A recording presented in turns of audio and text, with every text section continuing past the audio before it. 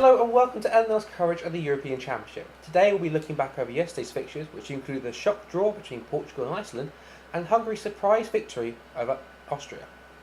Absolutely, and we'll also be looking at tonight's games as well as previewing tomorrow's absolutely massive game between England and Wales. But as we said, first we're going to kick off by looking at yesterday's action. Yeah, so Portugal earned a somewhat lacklustre draw against Iceland. Ronaldo was very poor. He probably should have scored at least one last night. At least one. And it was just not a very impressive performance from them. That having been said, Iceland played really well for me. They didn't sit on the game. They looked to actually go and win it.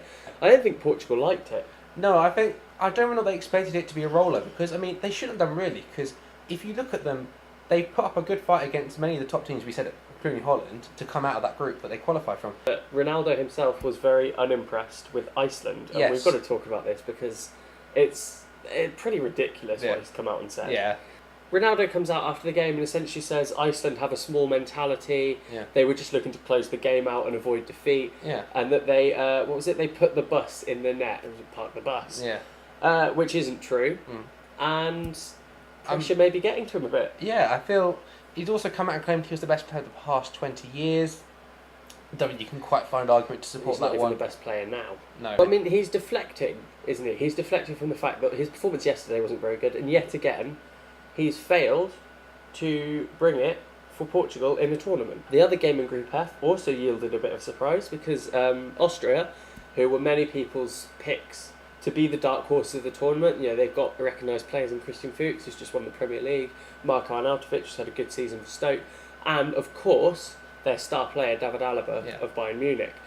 And they were beaten reasonably comfortably by Hungary. It was kind of a letdown, really. It really was. They were hyped up so much for the tournament. So many punters were going out and sort of saying, this is the team to watch, they've got a nice blend of experience. Yeah, they won really good 9 players. out of 10 in qualifying, I believe. They hit the post after 30 seconds, and you thought the writing's on the wall here. But we came to you at half-time yesterday, and it was actually a fairly even game. Austria failed to build on that good start, and it just, as the game wore on, Hungary just wanted it more. Yeah. Moving on to today's games, we have seen our group B, again blown open really by a bit of a surprise result. Yeah, Slovakia doing well.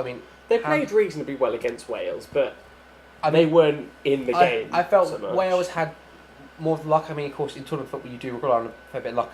Wales' second goal, the scuff finish. Well, I think they played well enough to win it. Yeah, they played well enough to win it, but of course, they had a bit of luck in terms with the goals. On the goals, absolutely fantastic goals from Slovakia, particularly the second one from Marek Hamsik. Yeah, great player.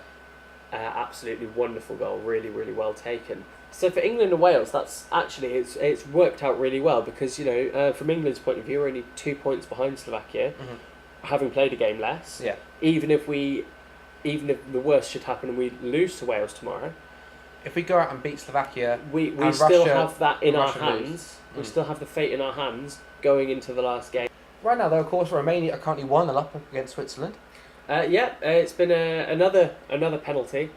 Obviously, their first goal of the tournament came from the spot against France, and they've done it again here. Bit of a soft penalty, but technically it was a foul. It was in the box, clear pulling the shirt given. From Sam. On the subject of Switzerland, now hit a massive bit of turmoil given the events of Shaqiri.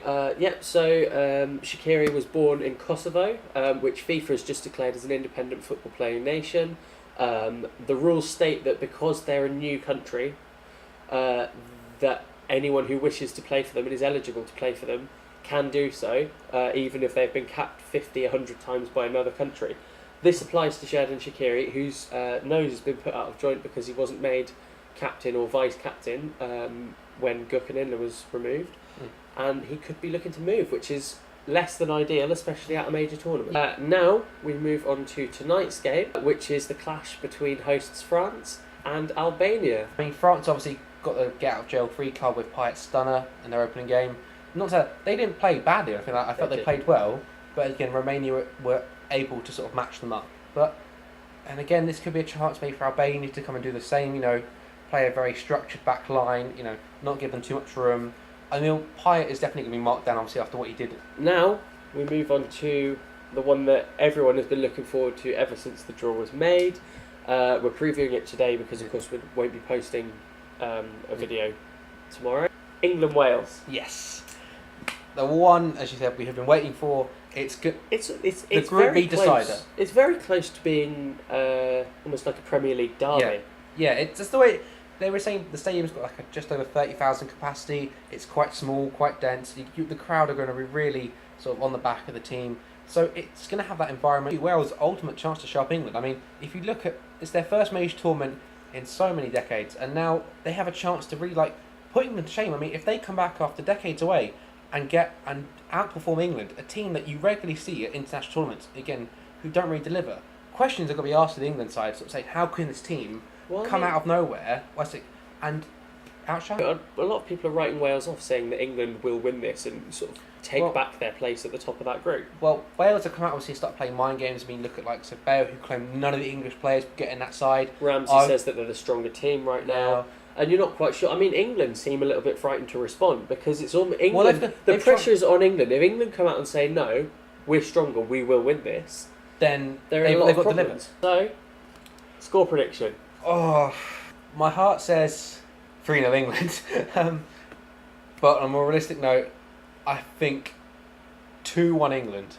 I think Wales will take the lead very early on, and it'll be a second half comeback from England. I'm going to go for a bit of a tournament classic. Oh no. I think it'll be a 3-2 thriller to England, with a very late goal going in to bag us the 3 points and put them back in their place. It's going to read dull 0-0 now, isn't it? It probably is, and my player to watch is going to be for the England-Wales game. I think he's going to absolutely want to have a backlash after being left on the bench for the opening game, especially against an ageing defence. Yes. When we needed a goal.